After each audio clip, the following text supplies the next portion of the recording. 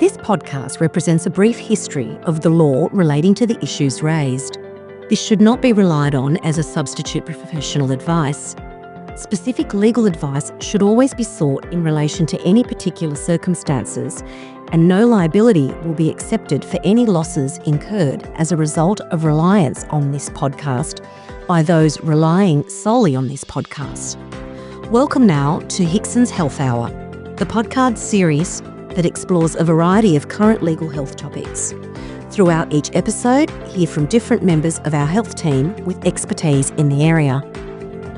In recent years, the issue of birth trauma has gathered significant attention in New South Wales, receiving over 4,000 submissions from women across the nation, organisations and advocacy groups, leading to calls for comprehensive investigations and recommendations to address the various challenges surrounding birth. In response, the New South Wales Government initiated a formal inquiry into birth trauma, leading several findings and 43 recommendations aimed at improving care and minimising the risks associated with childbirth. Joining me today to discuss the birth trauma inquiry and recommendations made is Toula Costello, a solicitor in our health team here at Hicksons and a registered nurse and registered midwife. Welcome, Toula. Thank you, Meesha. So, Toula, why was the inquiry into birth trauma initiated? The inquiry into birth trauma in New South Wales was initiated in response to growing concerns over the physical and psychological impact of birth-related injuries, as well as the need for better systems and practices to prevent and address these outcomes. Birth trauma is a complex issue that encompasses both maternal and neonatal injuries, and the inquiry was designed to evaluate the current state of healthcare practices, investigate the factors contributing to trauma, and recommend strategies for improvement. The majority of submissions focus on the personal experiences of women who had given birth, as well as health practitioners who had experienced vicarious trauma. The New South Wales Parliamentary Inquiry into Birth Trauma, which was conducted over a series of 6 hearings, gathered evidence from a wide range of stakeholders, including medical professionals, patient advocacy groups, and families who had experienced birth trauma. The report contained 5 findings and made 43 recommendations to the New South Wales Government, which aimed to address the preventable birth trauma. What were the overarching themes that emerged during the inquiry? Many of the women interviewed shared their birthing experiences, with the common thread being that of feeling dehumanised. Some of the common themes that emerged include lack of continuity of care, lack of trauma-informed care, which was lacking consideration of past trauma, informed consent was not a priority, lack of antenatal education and respect for birth plans and preferences, high rates of medical interventions actioned without explanation or, in some cases, medical necessity, staffing shortages and lack of resources. The focus is mainly on the result of the birth without taking into consideration the health or birthing experience of the mother, lack of cultural competency and inclusivity, lack of compassionate care for those experiencing challenging outcomes such as pregnancy loss or genetic diagnosis. The need to improve support services after birth to support both mental health and physical birth trauma, and complaints that are not dealt with adequately. During the inquiry, several key issues were identified, including gaps in care, challenges in communication between healthcare workers, patients, and insufficient support for women dealing with the psychological aftermath of a traumatic birth experience. The inquiry also noted the variation in healthcare practices across different regions, leading to disparities in care, quality, and outcomes. So, as you've just mentioned, the inquiry also highlighted disparities in the quality of care provided across different regions of New South Wales. Yes, while some areas had well-established systems for preventing birth trauma and supporting families, others lacked adequate resources, staff, and training.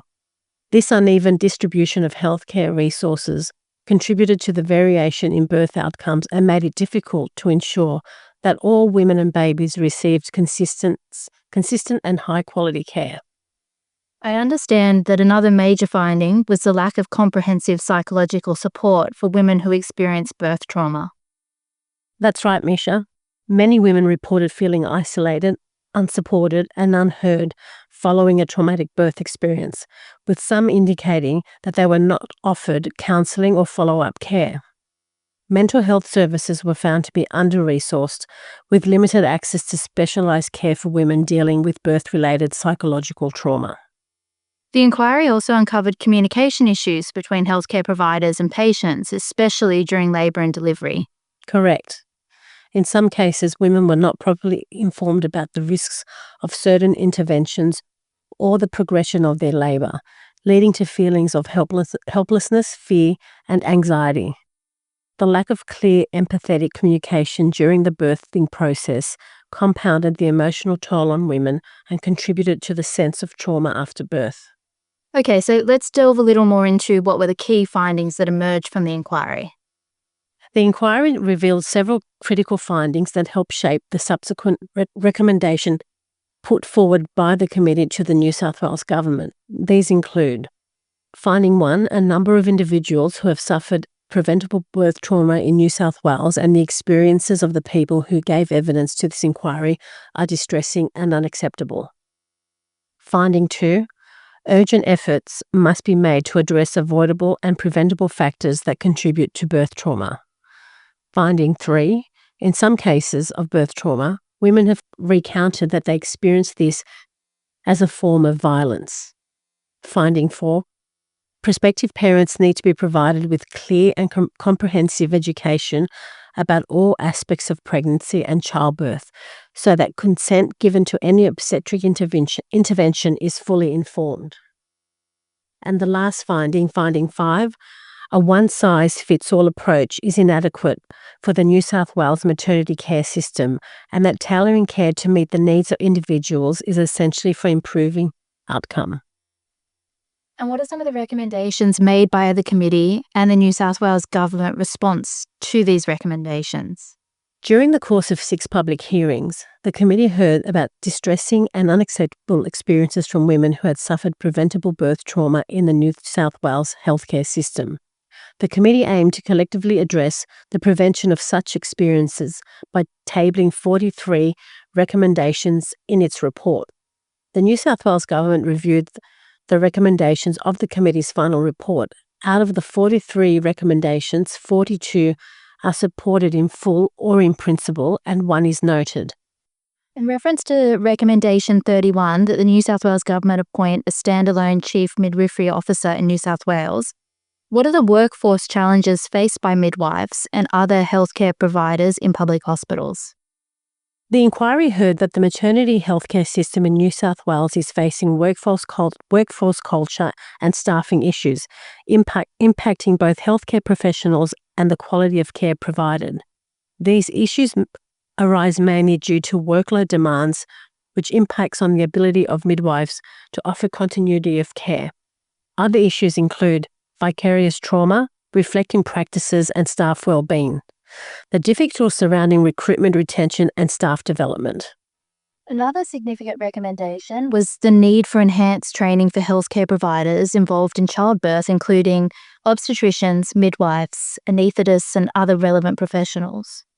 Yes, the goal is to ensure that they are equipped with the skills, knowledge, and empathy needed to prevent birth trauma and handle difficult situations appropriately. Training should focus on evidence-based practices to reduce the risk of birth injury, such as proper use of instruments, example forceps, vacuum extraction, and techniques for managing difficult deliveries. Communication skills to ensure that the healthcare providers engage in clear, respectful, and compassionate communication with women during labour and delivery, especially in high-stress situations. Trauma-informed care to help staff recognise and respond to women who may be at risk of or are experiencing psychological distress. So overall, what were the responses to the report? The head of a New South Wales parliamentary inquiry expressed her disappointment in the lack of support that birth trauma be considered a form of gendered violence. Women's health advocates asserted that the government's response fell short of ensuring all women have access to continuity of care models with a known provider, with many women's health advocates expressing their disappointment and calling for stronger and bolder commitment to continuity of midwifery care. The New South Wales Government's response to the inquiry into birth trauma reflects a commitment to improving both the physical and psychological aspects of childbirth and care.